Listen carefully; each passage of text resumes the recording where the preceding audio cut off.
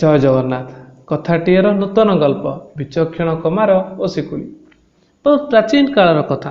कौनसी एक राज्य था जड़े अत्यंत धुरंधर कमार। द्वारा निर्मित लौह पदार्थ को दूर दूरांतर आसुवा यात्री मैंने किनि नहीं जाउथिले।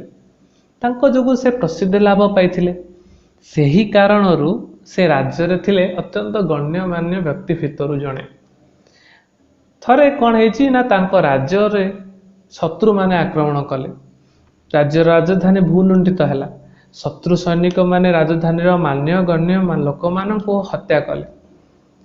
यही प्रसिद्ध कमार को मध्य से माने धरिले और तांको एक शक्त लुहा जंजीर रे कौन कले ना भल भाव बांधी दे एक गर्त भितर फोपाड़ी दे चली गले। एभली चलीथिबा बेले कमार महाशय जनक मन मन हसुतिले, कारण से जानी जे एभली कौन सी लुहा नहीं जाको भांगिबार से असमर्थ हे।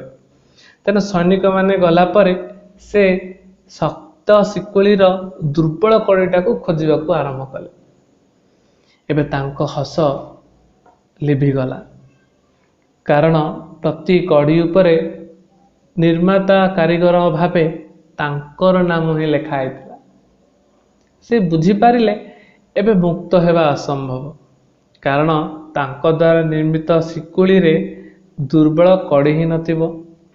जीवन रे केबे निजर शक्ति और सामर्थ्य उपरे आस्था रखिथिबा एवं भगवान को केबे हेले डाकी नथिबा कमार संपूर्ण असहाय होई पड़े।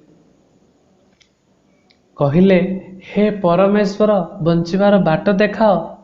सांगे सांगे तांका मन रे खेलीगला एमिति एक भावना, जेउ कड़ी तू तैयारी करिछु ताकू भांगिबाकू तू ही समर्थ।